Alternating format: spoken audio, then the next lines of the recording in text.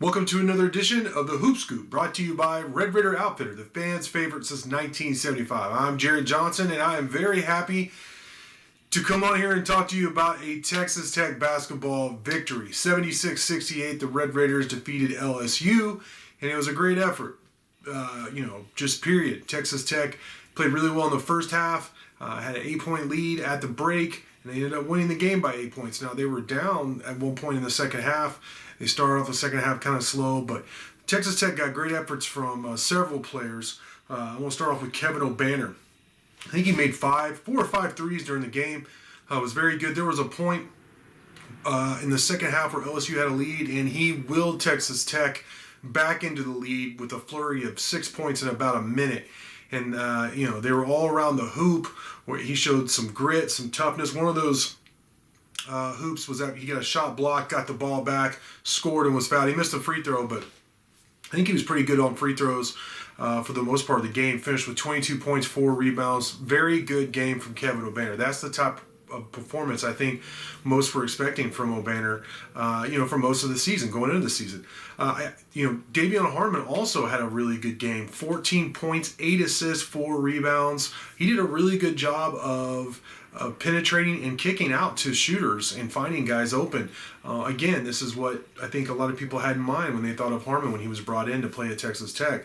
And then a pair of guys had really good performances, guys who haven't played a whole lot this season, only bits and pieces here or there. First, Kerwin Walton had 17 points, made 5 3-pointers. It was all in the offense. He was really good today. He wasn't a liability on defense. He just played really well, and those threes came in timely parts of the game. There was twice where he made threes on consecutive possessions when Tech kind of needed it. Once was at the end of the first half, and then the other was towards the end of the first half. And the other was when Texas Tech had been trailing. LSU had really been making a run, and he made a couple of big shots that put him right there in the game. And then the rest is history. Now, Walton had a couple of good games here relatively recently. I think he had 12 against Baylor where he made 4 threes. He was inserted in the starting lineup for the injured Pop Isaac. So, don't get me wrong.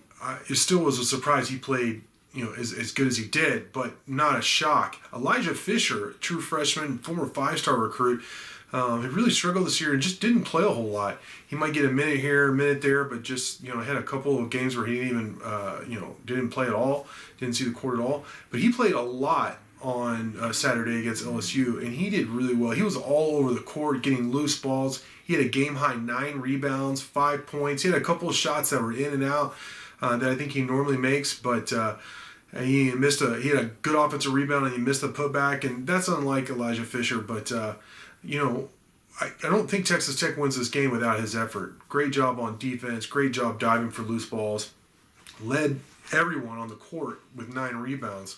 So I think that says Fisher should play some more. He's going to have some ups and downs, but Elijah Fisher showed on Saturday that, look, the guy has talent, he has want to, and they need his athleticism, his length, and all of that, those intangibles that he brings to the court.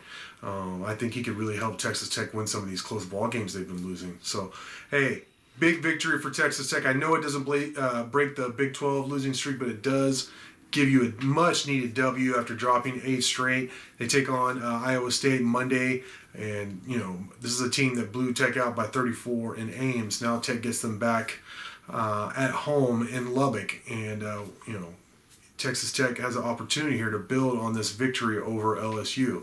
And we'll have all kinds of coverage for you. Look for Jaeger shots already posted, in-game notes, and we'll have more leading up to the game Monday against the Cyclones. But for now, I want to thank you for watching, and until next time.